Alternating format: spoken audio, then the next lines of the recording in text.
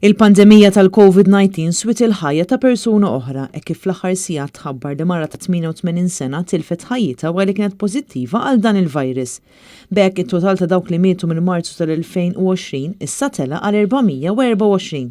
F'konferenza tal-aħbarijiet li saret il-ħamis filgħodu, il-Ministru tas-Saħħa Chris Fearn qal li l-mara li mietet ma kienx rikoverata fl-Isptar Mater Dei iżda ma ngħatax informazzjoni jekk mietitx fir-residenza tagħha jew inkella f'dar tal-anzjani.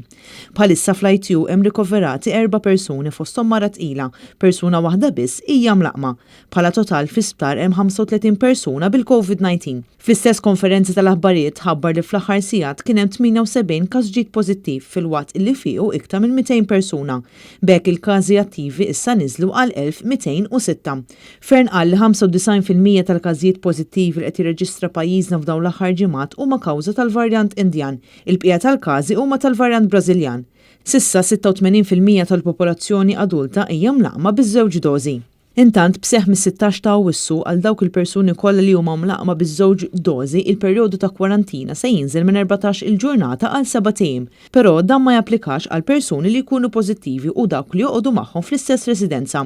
Il-persuni li jkollhom kuntatt ma' każ pożittiv fis-7 jum tal-kwarantina tagħhom isirilhom swab test bir-riżultat joħroġ dakinhar stess u jekk ikunu negattivi l-għada jkunu jistgħu joħorġu mill-kwarantina. Fearn qal li dawk in-nisa li jinsabu fit-tieni u t-tielet trimestru ta' tqala tagħhom huma mħeġġa biex jieħdu t-tilqima kontra l-COVID-19 dejjem wara parir tat-tabib.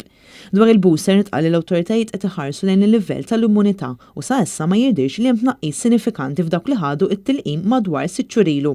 Iżda tħabbar li minn nofs Settembru se tkun qed tingħata booster dose waħda lil dawk il-persuni li huma immunocompromised, jiġifieri jkollhom is-sistema immunitarja baxxa u li residenti fid-djar tal-anzjani. Min-naħa tagħha l-Professur Charmaine Gauci qalet li 20% tal-każijiet pożittivi huma persuni li ġew minn barra. Bil-moving average f'dawn l-aħħar 7 ijiem niżel għal 85 każ.